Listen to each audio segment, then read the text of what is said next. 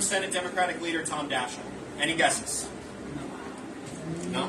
Won in Iowa? Not. They all won at least one of their elections by less than 100 votes. Very interesting. I mean that she's winning with one vote. One vote. Yeah, with one vote. And so the reason I bring this up is because, yeah, I had somebody that won with 2 votes. this is exactly what I'm talking about. And as campaign manager, it's my responsibility to make you all aware of the stakes that we have. So I've knocked on countless doors before. I know what it feels like when you've been knocking for hours. Folks don't necessarily feel engaged. You're getting a lot of no responses at the doors, and it feels like when you're out there, what you're doing in that moment, in the grand scheme of the election, won't really make a big difference. I'm here to tell you right now that could not be further from the truth. This has the potential to be a very close election. In this district, Curtis Lee will beat Eric Adams in 2021. And the Republicans are making a concerted effort to target this seat right here in District 13. And to top it off, they nominated a MAGA Trump Republican to try to do it, who has the potential to spread more, yes, boo. Boo. Who has the potential to bring more xenophobic rhetoric into the New York City Council, and that just doesn't represent the values of this district. But thankfully, we have a strong candidate, our current City Council member, Marjorie Velasquez, who's able to fight back and help keep this seat Democratic in 2023. She's a daughter of the Bronx, who for the past 2 years in the City Council has delivered real results. She's brought $200,000 to her district for more security cameras to help stop crime. She's delivered $10 million for Jacoby Medical Center just up the street over here. And she's built more affordable housing for seniors and veterans right here in District 13. And she saved our local restaurants with a permanent outdoor dining legislation that was just recently passed. It's going to transform the streetscape in New York and keep outdoor dining, the good parts of outdoor dining that everyone enjoyed during the pandemic. We're making sure that those are sticking around for the foreseeable future.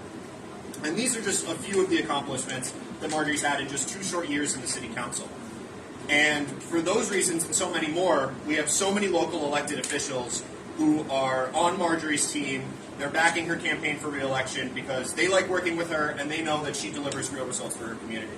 So we're thankful enough to have a few of those local elected officials here today who are going to say a few words about, their support for Marjorie and their, the reason that we really need to come out full force for her in 2023.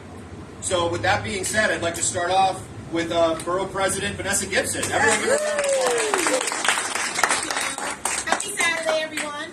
Thank you, everyone, for being here. I think we all can agree that it's so important that over the next several weeks, as we gear up for the general election, we have to do everything possible to galvanize the votes, to remind people of the importance of coming out for the election, and most importantly, to stand behind candidates that have done the work, that don't just show up because it's election time, but who have been around doing the work, like our council member, Marjorie Velasquez.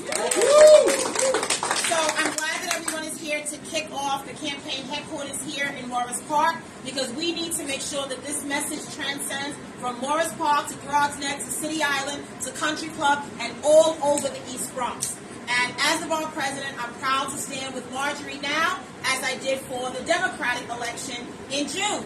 Because it matters when you talk about voting. It matters when you talk about stabilizing families, providing quality health care, and great jobs that provide pathways to the middle class, supporting the Throgs Neck community, Throgs Neck houses, Balcom Randall, the seniors, working with our partners in the healthcare sector, at Jacoby, and all of our public hospitals and private hospitals. I am working closely now with Marjorie on the expansion of the Metro North, which will span over 4 neighborhoods, $2.7 billion, transformative for our borough. When you look at economic development, that is our pathway to economic growth. That is our pathway to prosperity for residents and families and homeowners and small businesses and entrepreneurs. And working in the City Council, as you know, I was there for 8 years, so I know how it works. And Also, Marjorie is on budget and negotiating team, which is equally as important, and chairing the Consumer and Worker Protection Committee. She has a voice in the City Council, and we need that voice to be stable, and we need that voice to return to the City Council in November. And so as you all are making phone calls, you're knocking on doors, just remind everyone of the importance of voting, because people forget. They listen to the rhetoric and not the details of what we've already done. The good thing about our candidate is Marjorie has a record already. She is a proven leader. She doesn't have to make stuff up.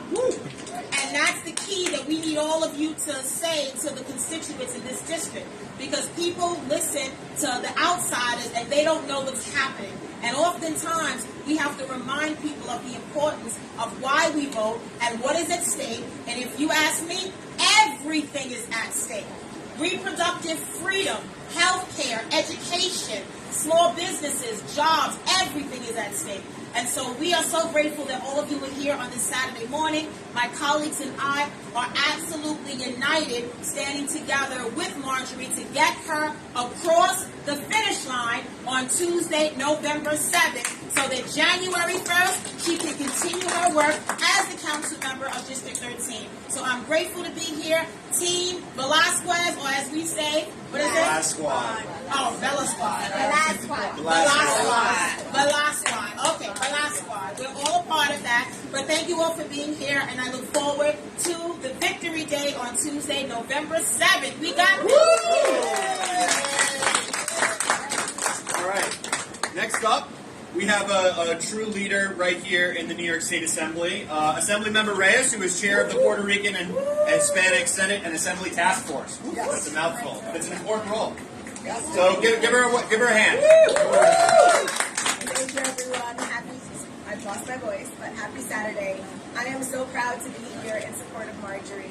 Marjorie is ubiquitous in the Bronx. If you have ever been involved or paid attention to Bronx politics, you know Marjorie as somebody who is active, who has been a lifelong Bronxite, who cares about this community. But more importantly, in her role as the city council member, she has shown up whenever the community needed her to. She is a friend of labor. She is a friend of working people. She knows this neighborhood. She knows of this community, and we want to make sure that we keep her leadership there. I am so proud to overlap with her in the Westchester Square area. She's done incredible work for our small businesses in not just all of New York City, but here in the Bronx. And we are so proud to support her candidacy. And we know how dangerous it can be, the rhetoric that is spread by the opposition. I mean, I don't think any of us have ran a race where the Republican Party hasn't had a candidate run against us. And these are folks that we never see in our communities. They show up during election time. But this is very dangerous because people aren't necessarily always paying attention to what's happening locally. And these people can really pick off votes. And I think it's important that all of us show up, that we talk to our neighbors, that we talk to people in our community about the importance of coming out to vote, about the importance of Marjorie as a candidate and the work that she's been doing for us. No candidate is ever perfect. No campaign is perfect. It is hard being an elected official. But what is important is that they're honest and that they show up. Because we need people that show up. And Marjorie shows up every day. So we're happy. All right, and next up we have an assembly member representing the West Bronx, Assemblymember Tapia.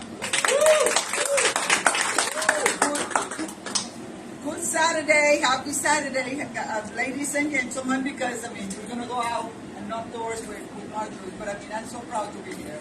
I know Marjorie. Marjorie is a daughter from the Bronx, and she has been in every single fight that we have in the Bronx.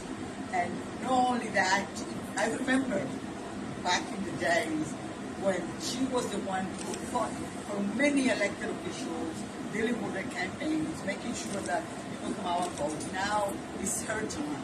And we have to do exactly what she has done for many, many, many, many of us. I mean, coming out and making sure that people come out and that the Bronx continues to be the most democratic county in the United States of America.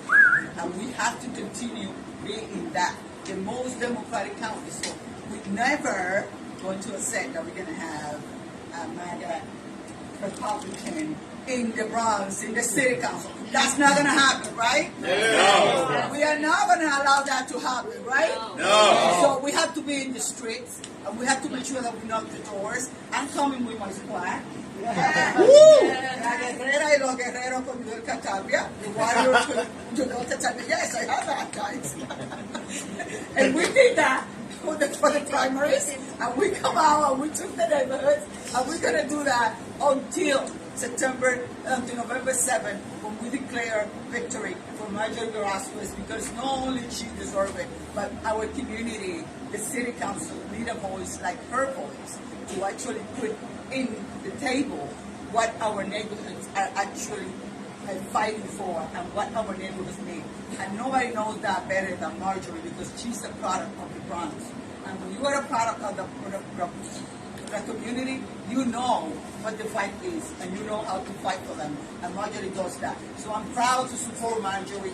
I'm proud for her to call her my sister. I'm proud to fight with her, because, I mean, let me tell you guys, she punched. She does real punches. So I like to be with Marjorie. Thank you. Let's gonna do what we have to do. And let's go Marjorie. All right. And another elected official coming out to support Marjorie just in time to say a few words about her. Councilmember Oswald, please. Good morning, everyone. I'm Councilmember Oswald Feliz, and I'll be super brief. Really proud and honored to join Marjorie today and every single day. We need more people like Marjorie, people that do a great job at listening to her constituents that obviously care about quality of life, public safety, and so much more. Doing a great job listening to them, but also doing more than that, delivering for them. Most importantly, delivering for them. So really proud and honored to have worked with you for 2 years. November 7th, we need to make sure that she wins big. So thank you everyone for joining, making sure that she has a strong finish on November 7th. Thank you so much. All right. Without further ado, the woman of the hour, Councilmember Marjorie Velasquez.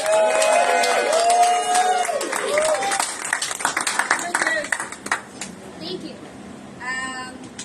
For folks who remember just what happened in June, we were told that I was just going to win by a very, very small margin, that it was going to be close, that the tides were changing, and that the narrative of me was true. And this narrative of someone who didn't share the community's passion for life, their passion for just building jobs, good, livable wages, that I just didn't care. That's the narrative that they said. Guess what? People knew better. The community knew better, because you guys were the voice. You guys went back to the community and you let them know. And you reminded them that I'm everywhere, all the time, in the district. I mean, it's annoying when you see all the posts. I get it. But, you know, this is our best way of telling folks our story and the real truth about our work here in the community, right? When we're talking about affordable housing for our communities, we've got to make sure that we're talking about the jobs that come with it. That those jobs come to our communities first, and they're livable wages. Once again, union-paying jobs, right? Because without unions, we don't have a livable wage. Without unions, we don't have the protection for our workers. Without unions, we do not have New York City. Period.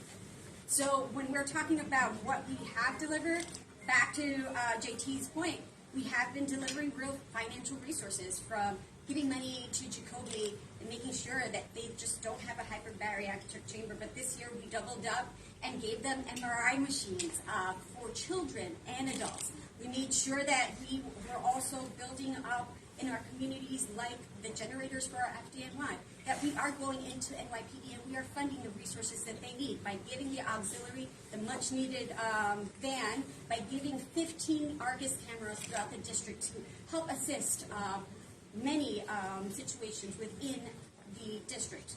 When we're talking about building up, it's organizing. It's looking and listening to what people need. And what they've come to us and says, we need housing, and we're there. We need better education, and we're there. We need safer streets, and we're there. And thanks to all of you, now folks are going to hear this and hear the reality of that we can make everything better.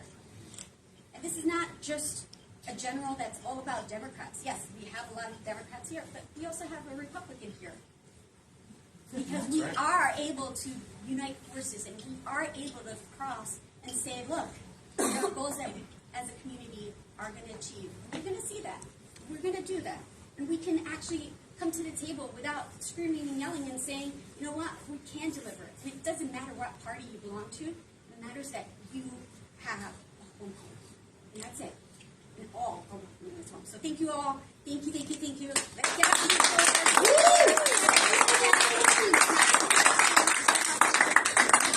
Let's do this. Thank you, thank you, thank you. All right, thank you all so much for coming.